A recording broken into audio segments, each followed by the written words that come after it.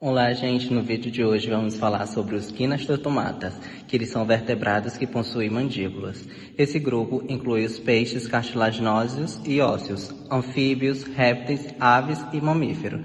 Atualmente, ele representa grande parte da maioria das espécies dos vertebrados existentes. O surgimento da mandíbula foi uma das mais importantes inovações evolutivas nas histórias dos vertebrados, pois permitiu novas formas de alimentação, defesa e interação com o ambiente.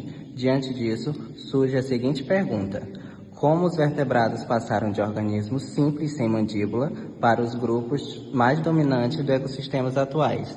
E é isso que o Luiz e a Tainara vão discorrer um pouco mais. Então, gente, agora a gente vai falar sobre o surgimento da mandíbula. E para compreendermos a origem das mandíbulas, precisamos voltar aos agnatas, que são os vertebrados primitivos sem mandíbula.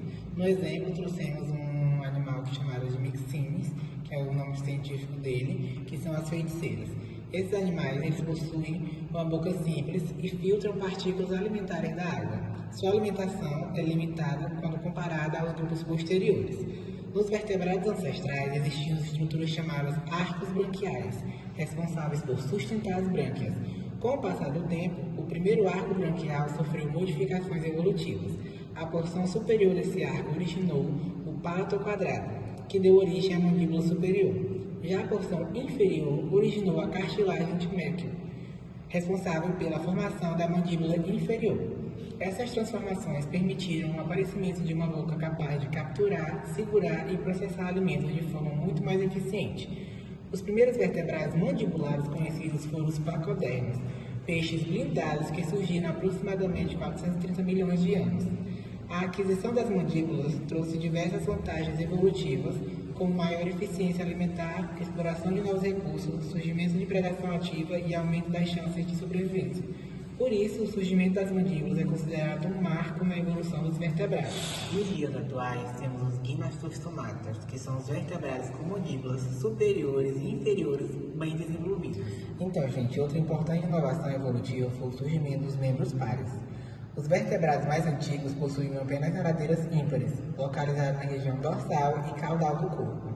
Essas estruturas auxiliavam principalmente na manutenção do equilíbrio. Posteriormente surgiram as nadadeiras pares, representadas pelas nadadeiras peitorais e pélvicas.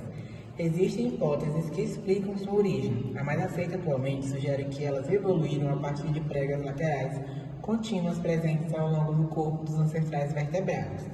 Com a evolução, essas pregas foram sendo modificadas e especializadas, originando as nadadeiras peitorais e pélvicas. Essas estruturas passaram a atuar como estabilizadores durante a natação, reduzindo movimentos indesejados de rotação e melhorando o controle direcional. Além disso, permitiram manobras mais precisas, aceleração, frenagem e maior eficiência locomotoras.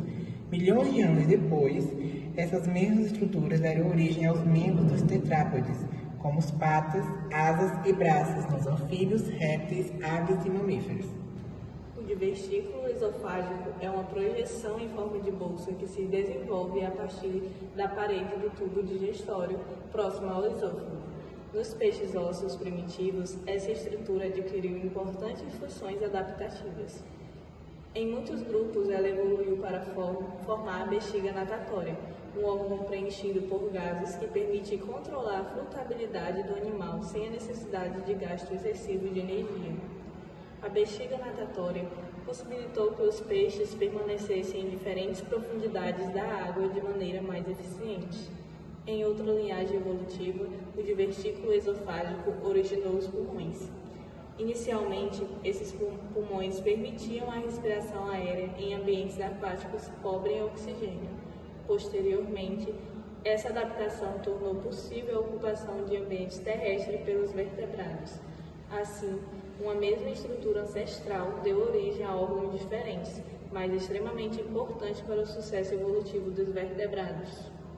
As três inovações apresentadas foram fundamentais para a evolução dos gnastostomatas. A mandíbula aumentou a eficiência alimentar e possibilitou o surgimento de novos hábitos ecológicos. Os membros pares melhoraram a locomoção e a estabilidade e controle dos movimentos. Já os pulmões e a bexiga natatória ampliaram a capacidade de exploração dos ambientes aquáticos e terrestres. Juntas, essas três adaptações favoreceram a diversificação dos vertebrados mandibulados, permitindo que eles ocupassem praticamente todos os ecossistemas do planeta. Por isso, os gnathostomata representam um dos grupos de maior sucesso evolutivo da história da vida.